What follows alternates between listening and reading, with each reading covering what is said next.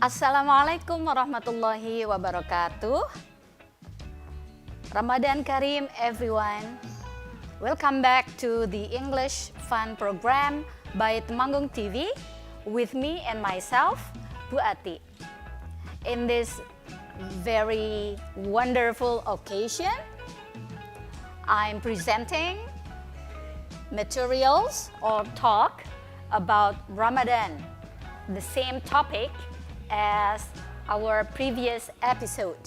But this time, I'm here alone by myself because some of my students are having tests and my fellows are quite busy with their personal businesses.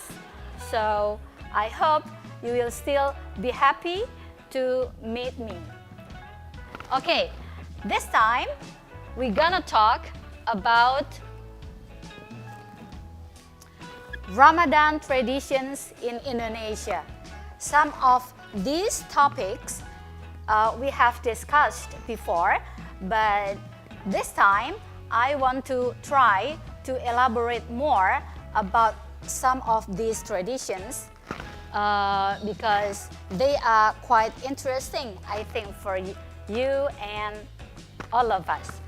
Okay, first tradition, which is normally done by most of the Muslims in Indonesia, is called ngabuburit.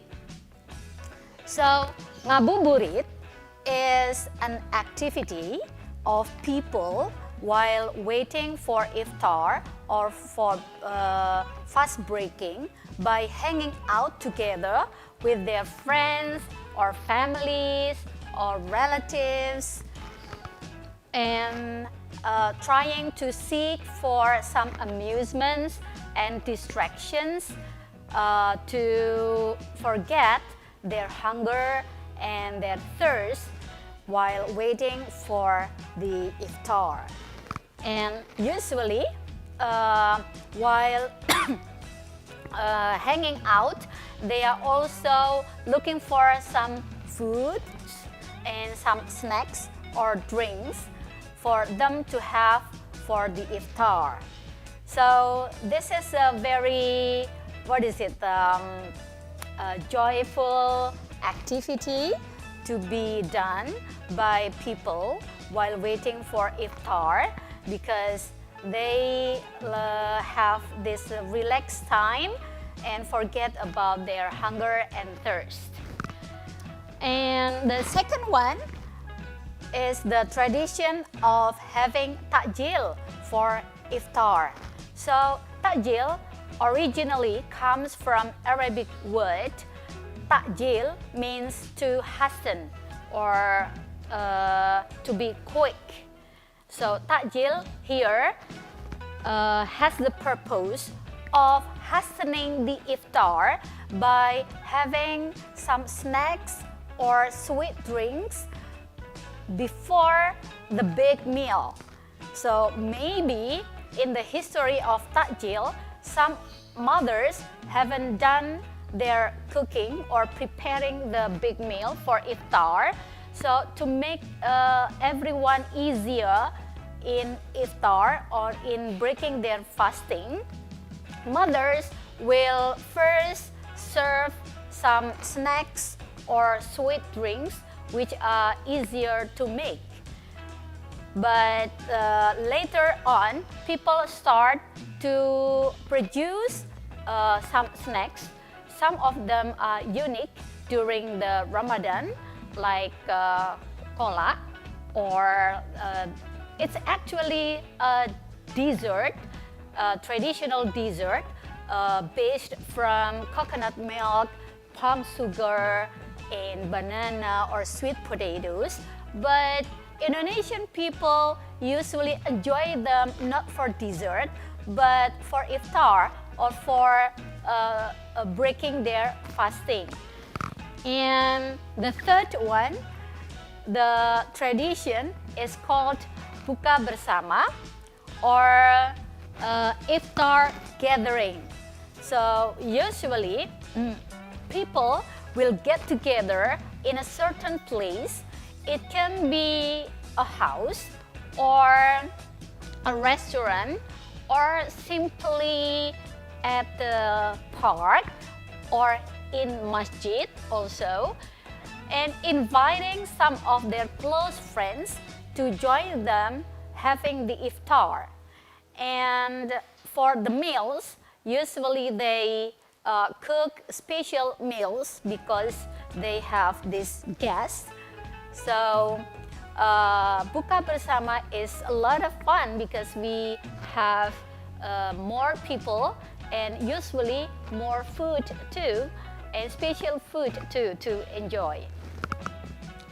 And another tradition that we also have in Indonesia is taraweh keliling or mobile tarawih, which is usually done by local government. So this mobile taraweh is normally not conducted by common people. So we, of course, we can travel, having different or doing taraweh prayers in different places and mosques. But this tradition of taraweh keliling is kind of a formal prayers, not formal prayers. It is like formal occasions where local governments, like regents or governor, with their officials and staffs, visiting certain mosques in a certain or in a particular region, and having the people in that village or in that area to pray together during taraweh, and having a meeting after that, discussing a lot of things happening in the area. Next one is musik sahur or sahur call, which is done by a group of boys and individuals using some tools like home appliances and drums, beating the drums, and they shout like sahur, sahur, to wake up, to help people awaken for sahur. And the last tradition that I'm going to discuss here is kultum. So kultum is an abbreviation from kuliah 7 menit or 7 minutes lecture, and it is usually done after or before tarawih or even after subuh prayers. In this kultum, the jama'ah or the people who prayed in that mosque will not leave the mosque directly after the prayers, but they will wait for someone, usually a prominent figure of Muslims in that area, to deliver a special topics or speech in front of them, and when they finish, they will leave the mosque together. All right, everyone, and that is about traditions in Ramadan in Indonesia, and we are going to see you again in the next segment, still talking about Ramadan. Stay tuned.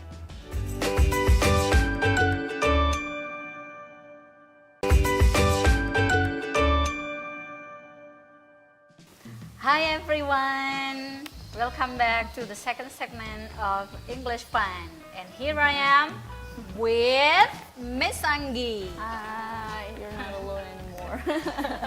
I'm not alone anymore. Okay, so just now I talked about traditions in Indonesia during Ramadan with everyone at home, and this time in the second segment we are going to talk about benefits of fasting, yes, especially during Ramadan. Yes. And Miss Anggi will talk about it with you all. So still with Ramadan vibes, but as we know, fasting has many benefits, and we're going to discuss about it. The first one I want to mention is, of course, it's the benefit for our physique, our body.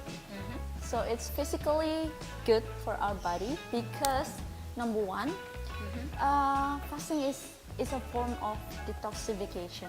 What does it Really? mean? Yes, it's something like Interesting. yes. To make it simple, detoxification means it's like you clean your body by doing fasting. You clean the toxic things, everything in your body by doing fasting. First, because you don't eat, you don't drink in certain amount of hours, so it's good for our digestive system, which leads also the second aspect for here is good for our digestion, because of course we need to rest, Yeah. right? We have Imagine, been eating a lot yes, every day for imagine the whole year. you're eating all day, every day in 365 days. Yeah. Yeah. 24 So hours a week. you're giving your body a rest for about 30 days. Okay. Yeah. And then, of course, it's about weight control. It's not about you're It's doing not a fasting. sensitive topic. Yeah, but it's good for you to control your weight. Yeah. Especially for you who are struggling with losing obesity or losing weight, of course in good context. Yeah. Not just for beauty, not just for looks, Yeah. but We are not saying that weight matters in terms of beauty. Yeah. Big Yeah. is beautiful, is real, but obesity has also some negative effects on our health. Yes. So that's why we need to control Yeah, the weight. yeah, it's unhealthy for you because it has many effects. I have to pay attention to my weight too, Yeah. by the way. Yes. So other than good for our physical being, it's also good for our mental health, right, Bati? Yeah. So as we can see here, the number one, by doing fasting, you also try to do some self-control. What does it that's mean? true. Yeah, it means that you control yourself from doing bad deeds or doing wrongdoings. Yeah. Yeah, like probably for you, sometimes you need to lie, or sometimes you're pushed or pressured and then you just lie. But when you're doing fasting, you try to avoid those things. Yeah. So it's really, really good. And the second one, it's also for self-regulation. Means fasting has certain rules that we need And to schedule too. schedules that we need to obey. So for example, you need to start fasting at around 4:15, 4:30, and you need to do that. So it means also train our discipline, self-discipline. Yeah. To be like Awake. Before sahur. Before sahur, before subuh. For example, for us who are struggling to wake up before subuh, but by doing fasting, you can wake up like around 3 a.m. maybe. So it's really good for our self-discipline. And last but not least, of course, it's good for our emotion control, emotion management. For example, by doing fasting, you're not easily get angry. You're not Get let annoyed too. you will not let yourself get annoyed too easily. Yeah. When somebody insults us. Yes. You'll try to be more patient. You'll try to be Yeah. more okay. Maybe she's just doing like more understanding also. Yeah. Arise in ourselves. Yeah, like So- holding the emotion Yeah, inside. yeah. Remembering that we are Fasting. And then also we do not want to break our fast.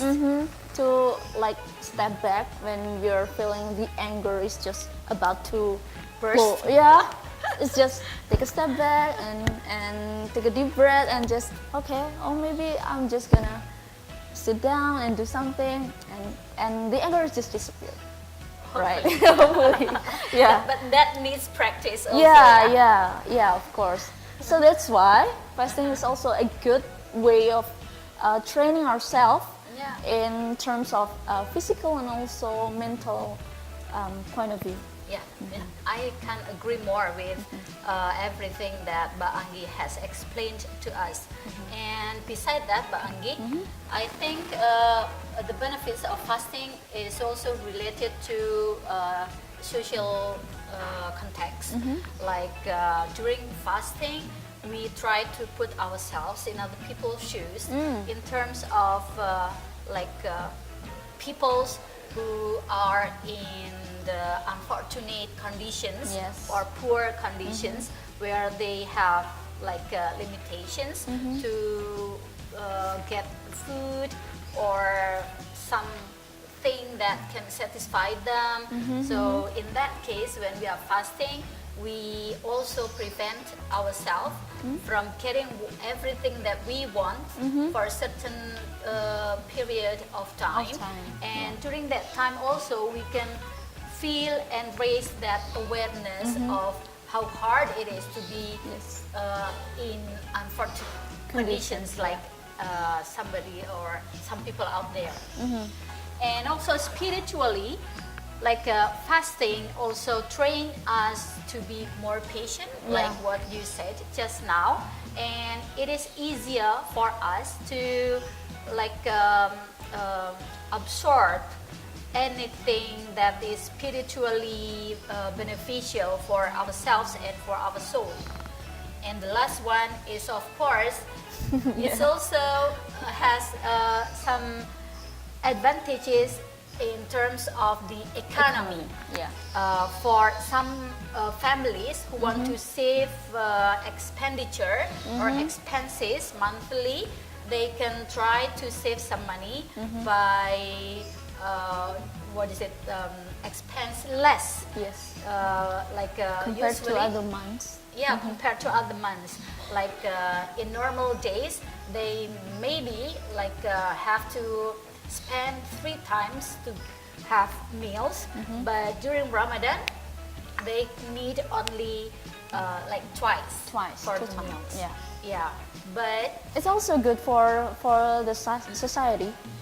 Those who probably in other days they don't sell anything, but in Ramadan a lot of people try to sell something like they come collab up with different ideas to provide people with various takjils. Takjils.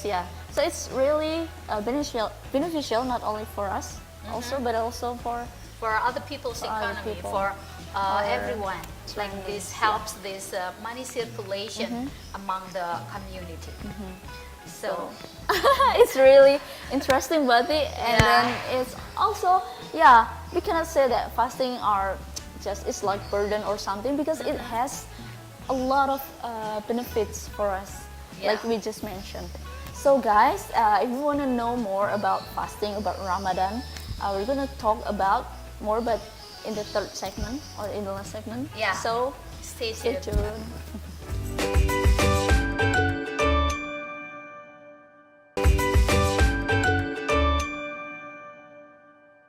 Hello everyone. Welcome back.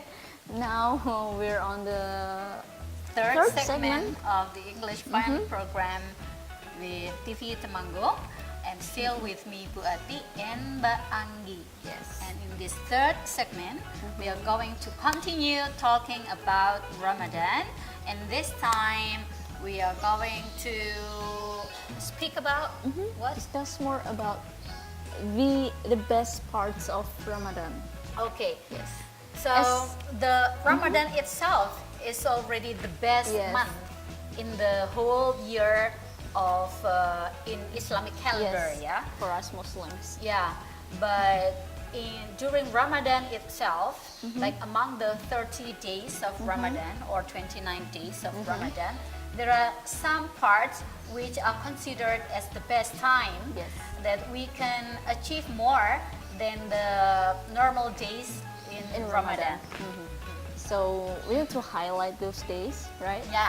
And of course the first one is the first day of Ramadan. Or the first night or before we start fasting tomorrow morning. Why is it so special? So it is said in one of the hadith that in the first night of Ramadan, Allah will look at all His people or Muslims, Yes. or maybe everyone, Everyone, actually, I think. Yeah. who celebrates Ramadan with His merciful or His mercy. So why is mercy or His mercy is very important for us? Because as Muslims, we believe that we will not be or will never be able to be in His Jannah unless we get His mercy. Yes. So things that we help us to get to His Jannah is actually not because us being so pious or us being so obedient or us being or doing a lot of good deeds and prayers, but it is only because of His mercy that we are granted by His Jannah. So it's really an important day because it's like the day or the time that we can something like beg Allah for His blessing, for His mercy, for us to be in His Jannah later. And normally we are so excited with the coming of Ramadan, that we will like very energetic, with full of energy, going to the mosque together. The hype is also like already so hype. Like sometimes in certain place or in certain areas, they also have like carnival. Oh really? Yeah, to welcome Ramadan. Yeah. So it's not only Eid al-Fitr that is big, but also Ramadan itself has already been celebrated. Oh, so I see. Wow. And the second part, and the second best part of Ramadan is of course the 17th day of Ramadan. Of Ramadan. Why is it so? Yeah, because as you know, it is called Nuzul Quran. Yeah. Or the day when the Quran is being, is the delivered. Delivered. The Quran for us here in earth, on earth. It's exactly on the 17th day of Ramadan.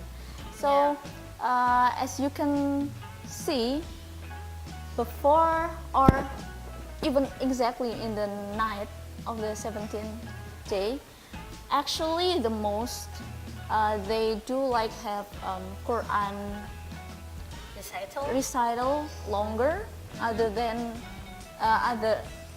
other days, and also they pray more, or they like do something like reflection more to than show how we appreciate the day of the descent of the Quran. Because Quran is our holy book, Yes. where the Islamic teachings and lessons are written there and given directly from Allah to Muhammad Rasulullah, the Prophet Muhammad, through Jibril as the